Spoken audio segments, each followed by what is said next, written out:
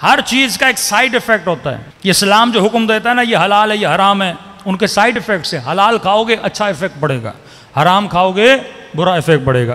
फरमाते पहली चीज जिससे गैरत खत्म होती है, ज़ुरबा फी मंजिल रजुल 40 यौमन अल बिरबित फला युगार। फरमाया जिसके घर में 40 दिन मौसीकी गाना बजाना चले, उस घर में रहने वालों से खुदा गैरत को उठा लेता है। हदीस मासूम। जिस घर में 40 दिन फहशा हो।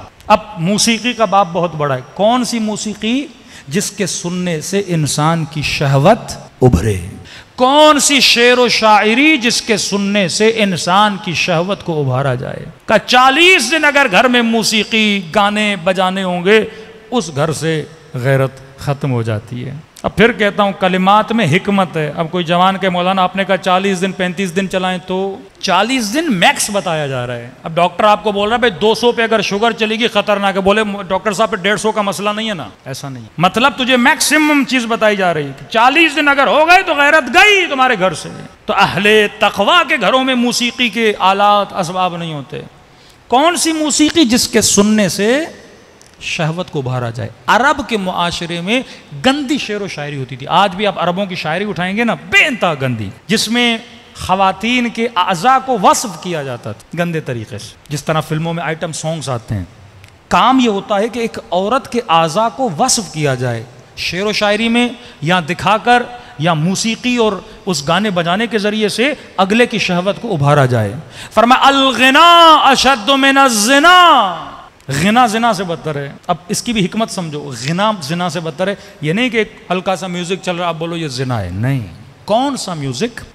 अरब क्या करते थे अपने मुआशरे में? मक्के के 2 हिस्से होते थे, मक्के का निचला हिस्सा, ऊपर वाला हिस्सा। निचले हिस्से में गरीब मिडिल क्लास रहते थे, ऊपर वाले हिस्से में अमीर पैसे वाले हाई क्लास लोग। ये तकसीम आपके कराची में भी है, DHA चले जाओ अमीरों का इलाका, फिर नीचे आ जाओ गरीबों का इलाका। ऊपर कौन रहते थे? अमीर।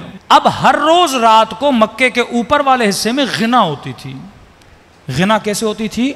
मक्के की गंदी औरतों को जमा करते थे, डफ बजता था, म्यूजिक बजता था, और उस म्यूजिक पे औरतें डांस करती थी। म्यूजिक प्लस में डांस, जिससे पूरे जवान वहां जमा होते थे, मक्के के मर्द जमा होते थे, और उन जवानों को खराब किया जाता था कि अल गिना अशद्दु मिनज़ ज़िना। ये गिना है, खाली म्यूजिक नहीं, एक ऐसा म्यूजिक जिसमें शायरी भी गंदी हो, जिसमें ये चीज़ें भी हों, डांस भी हो।